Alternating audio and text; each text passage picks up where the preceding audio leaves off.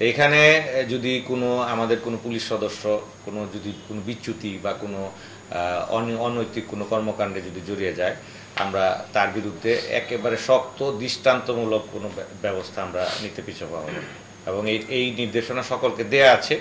এবং আমি আশা করব যে কোনো পুলিশ সদস্য কোনো অ্যাডভেঞ্চার করবেন না, এবং অ্যাডভেঞ্চার করলে হি উইল বি সাফার।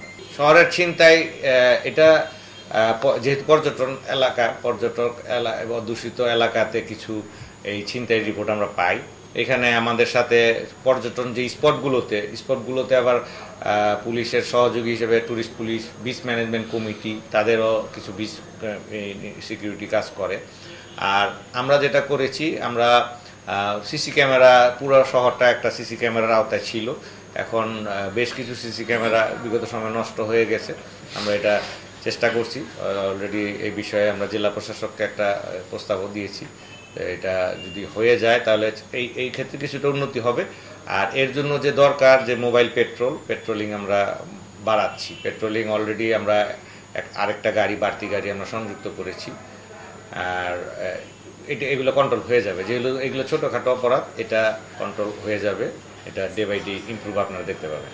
যেহেতু শহরের রাস্তা ন্যারো, ওইরকম মানে ওয়াইড রাস্তা না, এবং বাস বে নাই। কোনো রাস্তাতে আপনি দেখবেন না যে রাস্তার যে বাস বে থাকার কথা, যেখানে যাত্রী উঠানো হবে, এখানে নাই।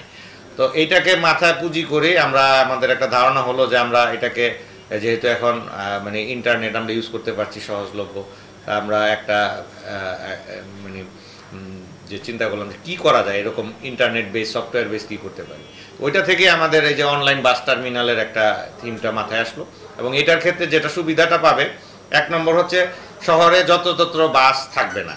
কারণ অনলাইন বাস টার্মিনালের আপনি দেখবেন যে আমরা কিন্তু ডিসপ্লে দিয়েছি, 3টা বড় ডিসপ্লে, বিগ ডিসপ্লে। এবং এই অনলাইন বাস টার্মিনালের প্ল্যাটফর্ম থেকে, এইখান থেকে আপনি যখন মানে ওয়েবসাইটে প্রবেশ করবেন, সেখান থেকে আপনি টিকিট কাউন্টার পর্যন্ত গুগল ম্যাপে চলে যেতে পারবেন। আপনি টিকিটের করার ক্ষেত্রে কাউন্টারের সাথে সরাসরি যোগাযোগ করতে পারবেন, এবং আপনি সকল বাসের তথ্য, যতগুলো বাস কক্সবাজার থেকে 40টা জেলায় যায়, সকল তথ্য আমরা সন্নিবেশিত এখানে করেছি। এর আরেকটা সুফল আছে, এটা আমরা কাজ করছি এটা নিয়ে, যেহেতু এটা একটা সফটওয়্যার বেসড কাজ। এটা হচ্ছে যে কোনো বাসের যদি ফিটনেস বা ট্যাক্সটকের উত্তীর্ণ হয়ে যায়, সেটাও কিন্তু আমরা এটার মধ্যে দেখতে পাবো। সেই ক্ষেত্রে আমরা ওই বাস কর্তৃপক্ষকে এই বিষয়টা দৃষ্টিগোচর করতে পারবো তার এটা করার জন্য। আর বাস টার্মিনালের ক্ষেত্রে যেটা হয়েছে যে আগে একটা কাউন্টারে 3টা বাস একসাথে দাঁড়িয়ে থাকতো, এখন অনলাইন বাস টার্মিনালের কারণে সে জানে যে এখন 11টায় বাস আসবে, সেটা 10-15 মিনিট আগে আসবে, এবং এইটাই নির্দেশনা দেওয়া এবং এটা প্রতিপালন হচ্ছে।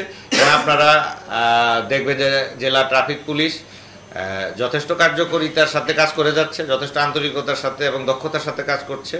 আমরা জনবল এবং লজিস্টিক ঘাটতি থাকা সত্ত্বেও আমরা আপ্রাণ চেষ্টা করছি কক্সবাজারের জনগণকে এবং কক্সবাজারের যে পর্যটক যারা আসেন, কক্সবাজারের প্রাণ যারা, তাদেরকে একটু মানে স্বাচ্ছন্দ্য দিতে আমরা কাজ করে যাচ্ছি।